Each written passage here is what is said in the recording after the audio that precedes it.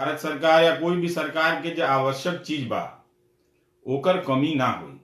तो ई जमाखोरी मत कहीं। कई गांव से लोग फोन केलक, हो बबुआ बीपी के दवाई नहीं मिलत, इतना होके के चाहिए। तो ई बंद करी सब।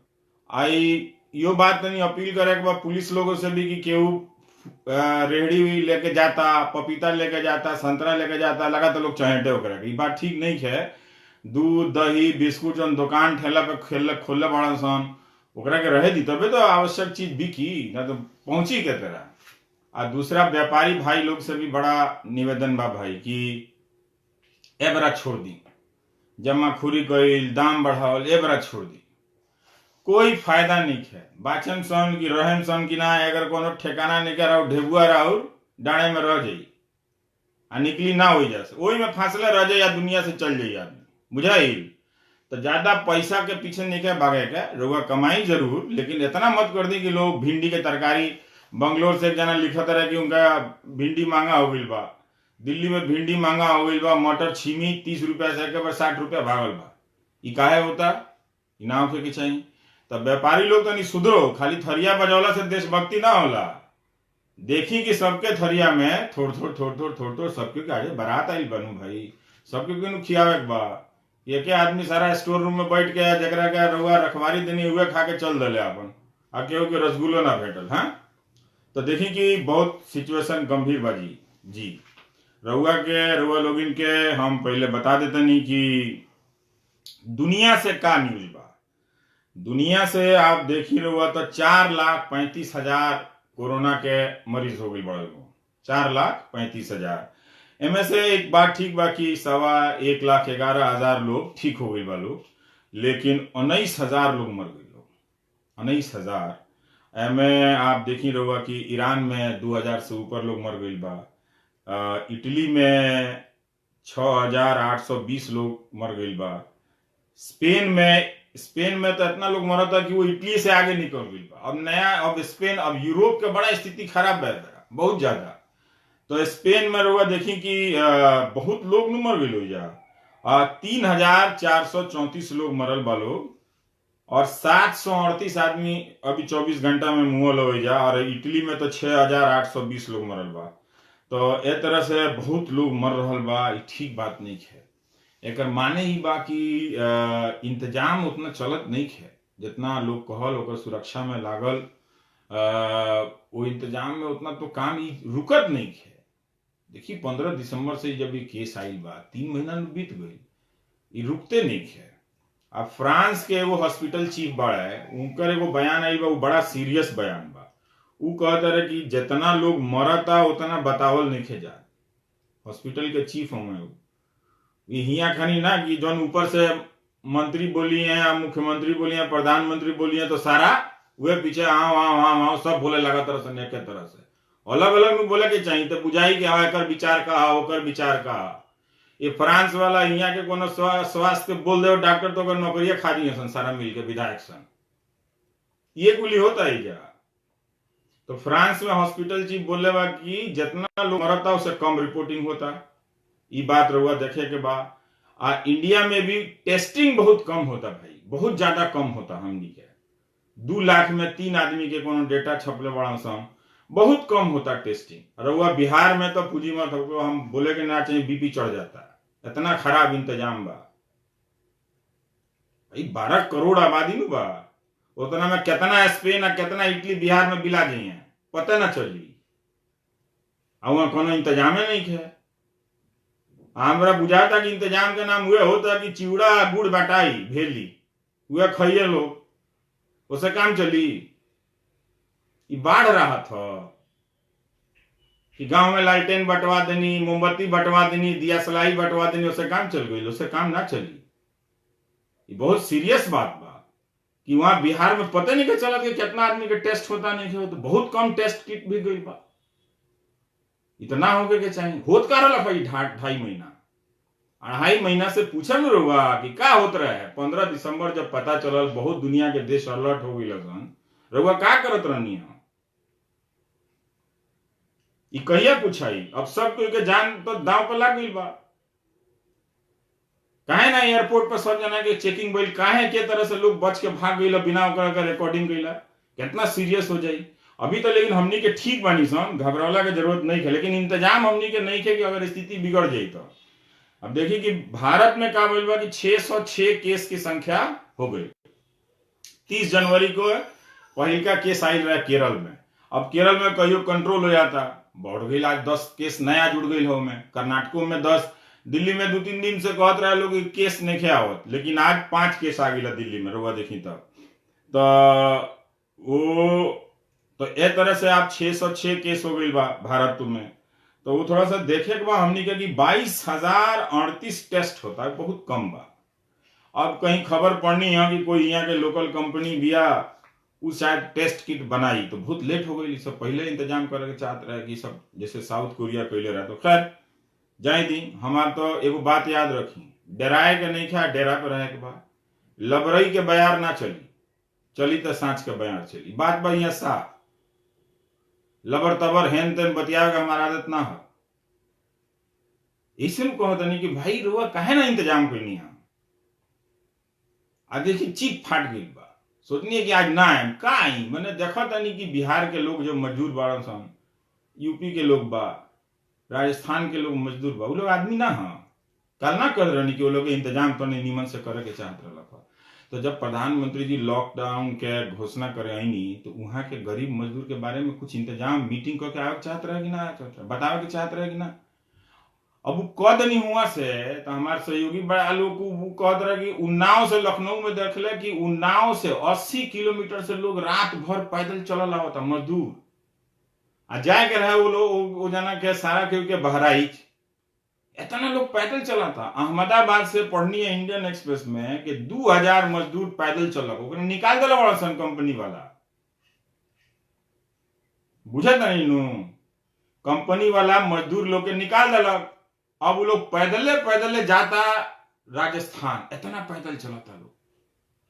हमरो सहयोगी रवीश बड़े एगो हमरे नाम के, एक जना सौरभ बड़े, वो मुकेश, वो उनको भेटाइला दिल्ली में कई जना लोग भेटाइल लोग, पैदल जाता लोग दिल्ली से अलीगढ़, बड़ा तकलीफ, पाँव में सोची भी बेवाई फाट जाए।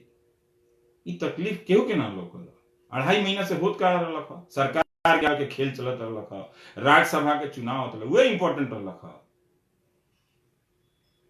देखे के बा कि ना देखे के बा। तो कौन चीज में देश एकजुट रहे हो, इंतजाम तो पहले होके के चाहत रहा। तो वह बात पत्रकार के कहे के बा। अब पत्रकार लोग भजन में लागल बा, वो लोग झाल बजावता और जिंदगी के झाल बच जाई।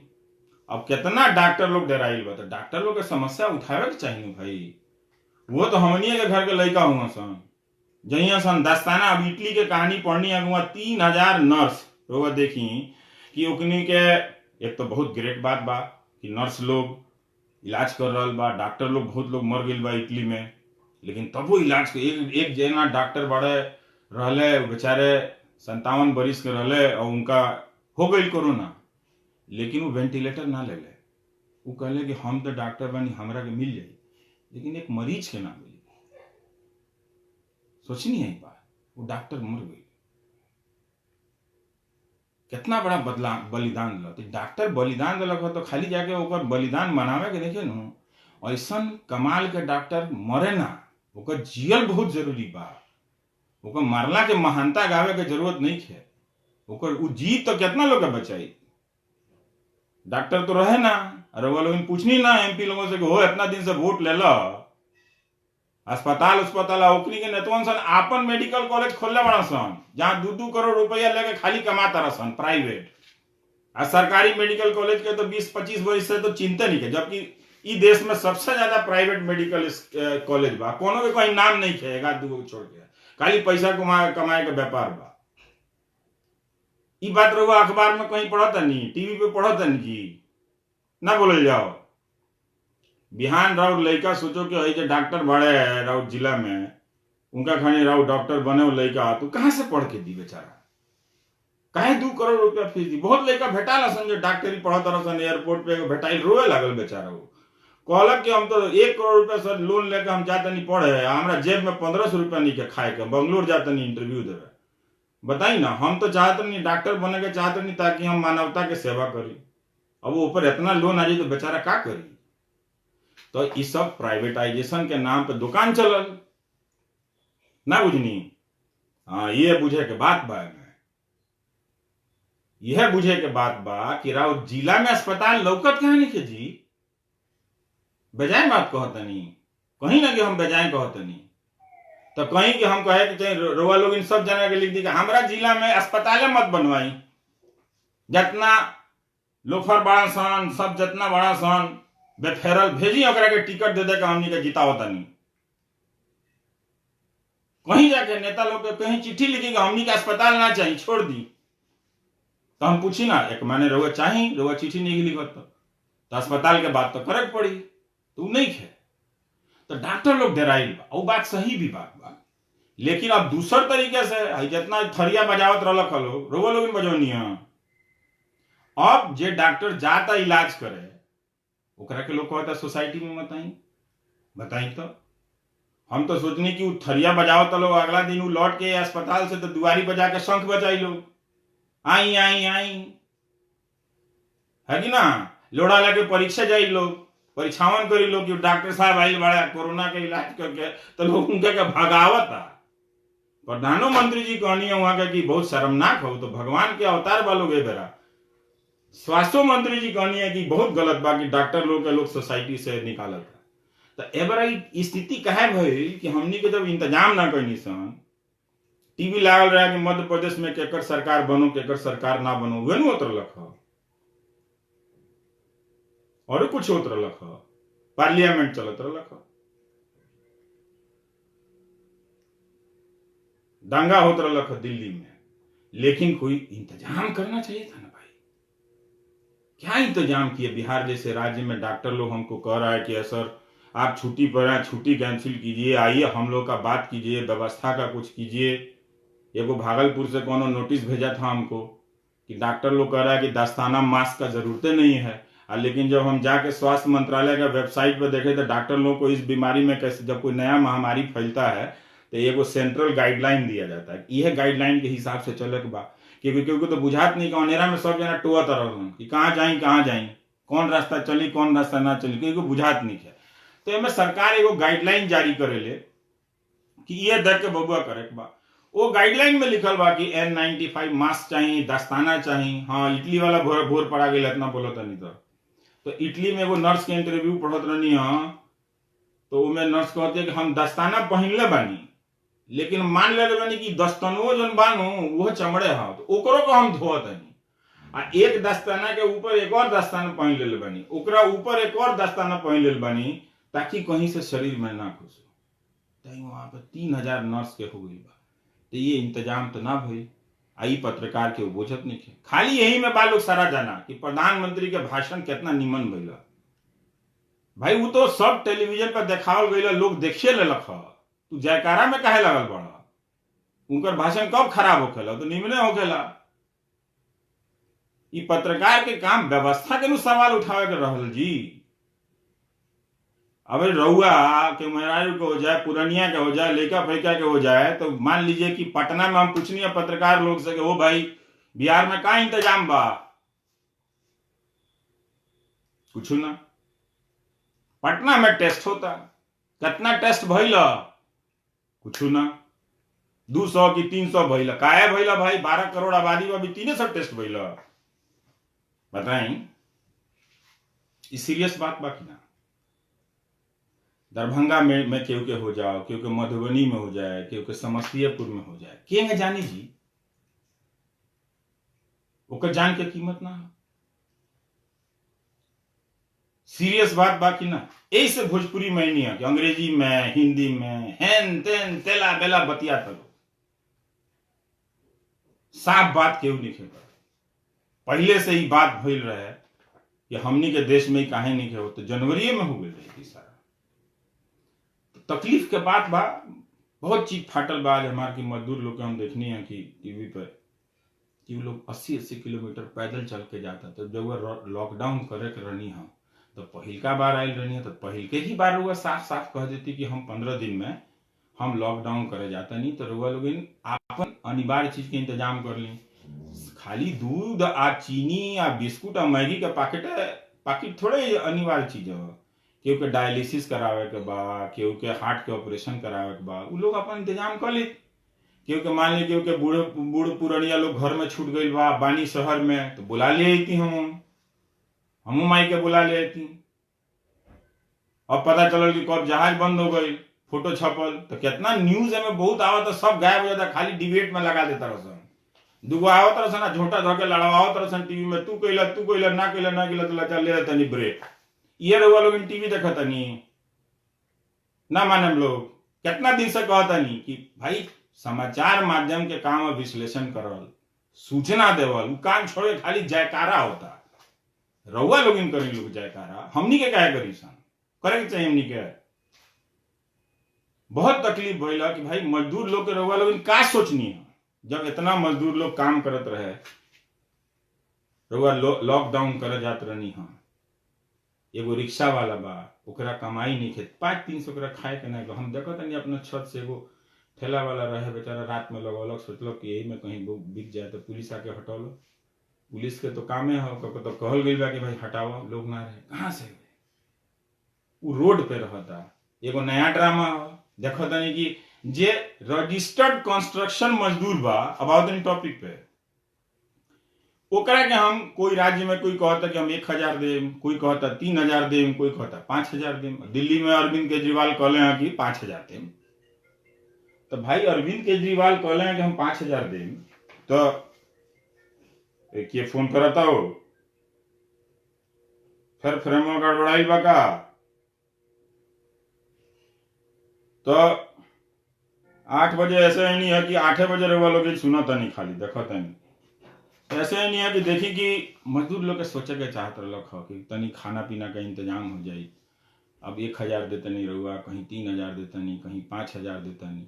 अब पूछनी है जाके ठेकेदार लोग के फोन करनी है कि भाई तनी के यहाँ एक रजिस्टर्ड मजदूर का होला।